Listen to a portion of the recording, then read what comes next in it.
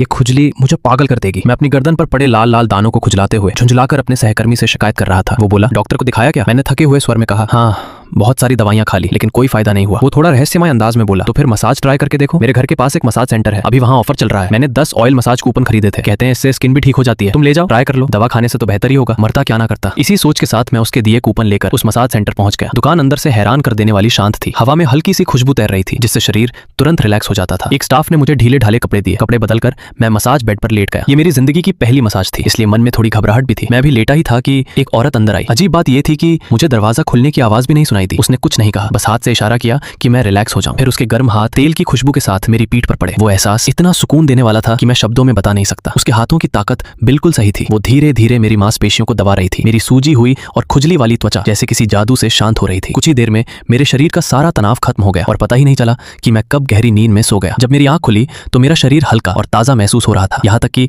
मेरी पुरानी अनिद्रा भी गायब हो गई थी। मैंने स्ट्रेच करते हुए इधर उधर देखा, लेकिन वो मसाज करने वाली औरत वहां नहीं थी। मैं बस हवा में देखकर धीरे से बोला, धन्यवाद। उस दिन के बाद मैं हर हफ्ते उस मसाज सेंटर जाने लगा। हर बार वही सुकून, वही गहरी नींद और धीरे धीरे मेरी त्वचा भी ठीक होने लगी। मेरी स्किन अब पहले से ज्यादा साफ और मुलायम हो गई थी। मैं उस महिला को टिप देना चाहता था, लेकिन अजीब बात यह थी, हर बार जब मैं उठता वो पहले ही गायब हो चुकी होती। आखिरकार मेरे दोस्त के दिए सारे कूपन खत्म हो गए। मैं खुश खुश दुकान में नया पैकेज लेने गया, लेकिन वहां जो सुना उससे मेरे पैरों तले जमीन खिसक गई। स्टाफ ने कहा, सर आपके कूपन तो अभी तक इस्तेमाल ही नहीं हुए। मैं चौंक गया, क्या ये कैसे हो सकता है? मैं हर हफ्ते यहाँ मसाज करवाता हूँ। स्टाफ ने कंप्यूटर चेक किया और बोला, सिस्टम के अनुसार आप हर बार शाम 5 बजे आते हैं और 5 मिनट के अंदर थैंक यू बोलकर चले जाते हैं। मेरे दिमाग में जैसे बम फट गया। 5 मिनट? तो फिर वो 1 घंटे की मसाज, वो गहरी नींद, सब झूठ था। मैं कांपते हुए बोला, क्या यहाँ कोई लंबे बालों वाली बहुत नर्म आवाज में बोलने वाली महिला काम करती है? स्टाफ ने सिर हिलाया, नहीं सर, हमारे यहाँ ऐसी कोई मसाज थेरेपिस्ट नहीं है। मेरी रीढ़ की हड्डी में ठंडक दौड़ गई। अगर कोई मुझे मसाज नहीं दे रहा था तो वो औरत कौन थी? क्या वो इंसान थी या कुछ और? मैं तुरंत अस्पताल भागा और टेस्ट करवाया। डॉक्टर मेरी रिपोर्ट देखकर हैरान रह गया। कमाल है, आपकी स्किन डिजीज पूरी तरह ठीक हो गई है। आपने कौन सा इलाज किया? उसने मुझे पुरानी फोटो दिखाई। मेरी पीठ पर